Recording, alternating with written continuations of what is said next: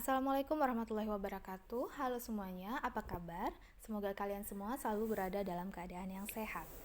Pada video kali ini, kita akan coba membuktikan sebuah teorema tentang faktor persekutuan terbesar.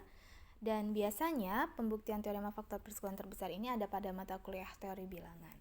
Jadi untuk mahasiswa matematika atau pendidikan matematika, jangan lupa subscribe channel ini, like dan share video ini. Bagaimana teoremanya dan bagaimana cara kita membuktikannya, kita lihat bersama.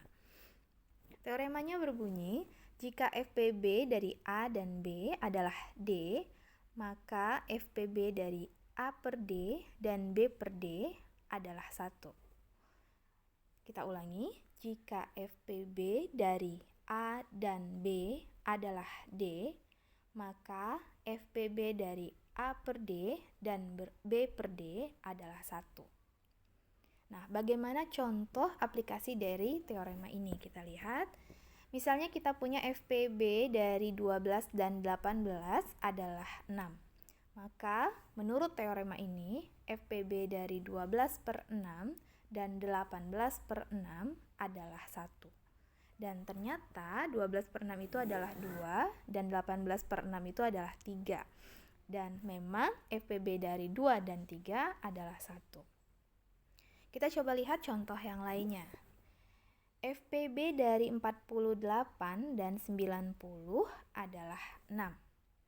Maka berdasarkan teorema tersebut, FPB dari 48 per 6 dan 90 per 6 adalah 1. Dan ternyata memang kita cek bahwa 48 per 6 itu adalah 8 dan 90 per 6 itu adalah 15 dan FPB dari 8 dan 15 adalah 1.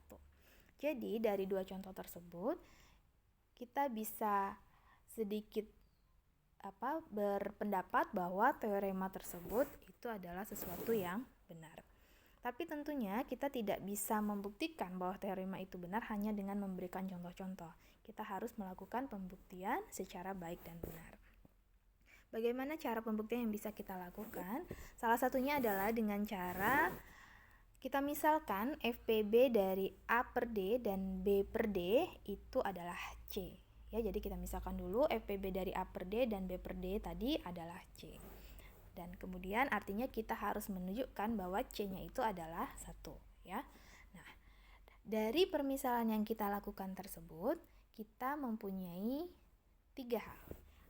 Yang pertama adalah bahwa C itu nilainya lebih besar sama dengan 1.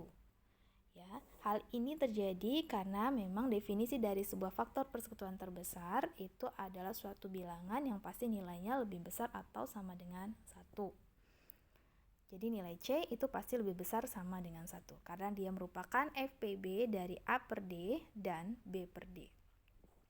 Kemudian hal yang kedua dari permisalan yang kita lakukan adalah C membagi A per D. Mengapa? C merupakan faktor persekutuan terbesar dari A per D dan B per D. Artinya C merupakan faktor dari A per D. Kalau C merupakan faktor dari A per D, maka berarti C membagi A per D. Kalau C membagi A per D, itu artinya akan ada suatu bilangan bulat, kita sebut saja bilangan bulat itu adalah M. Sedemikian sehingga A per D sama dengan M dikali C. Ya, jadi kalau C itu membagi A per D, berarti kita punya suatu bilangan bulat, ada suatu bilangan bulat kita sebut M, di mana hasil perkalian dari M dikali C itu adalah A per D.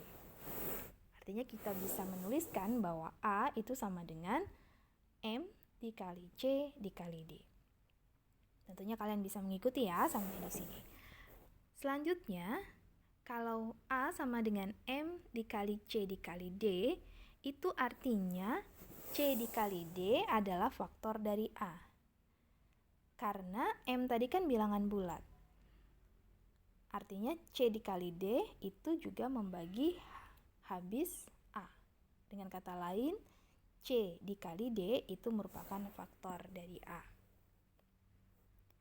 Kemudian dari permisalan yang kita lakukan, kita juga memperoleh bahwa C membagi B per D.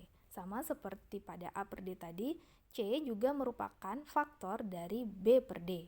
Artinya C membagi B per D.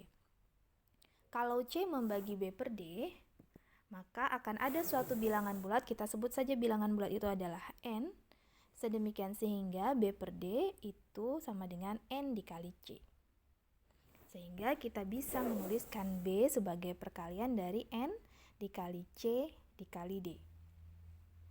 Nah, karena N di sini merupakan bilangan bulat, itu berarti C dikali D merupakan faktor dari B. Kalau kita perhatikan, C dikali D itu merupakan faktor dari A.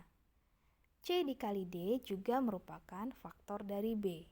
Artinya, C dikali D itu merupakan faktor persekutuan dari A dan B. Nah, tadi pada teorema yang ingin kita buktikan dikatakan bahwa FPB dari A dan B itu adalah D. Ya, kita ingat bahwa FPB dari A dan B itu adalah D. Sekarang kita punya C dikali D yang merupakan faktor persekutuan dari A dan B. Nah, dari dua hal ini, hal yang pertama adalah D merupakan FPB dari A dan B. Kemudian hal yang kedua adalah C dikali D adalah faktor persekutuan dari A dan B. Itu artinya C dikali D itu pasti kurang dari sama dengan D. Ya, karena D tadi merupakan faktor persekutuan yang paling besar. Jadi kalau ada C kali D yang merupakan faktor persekutuan juga, pasti nilainya itu kurang dari atau sama dengan D.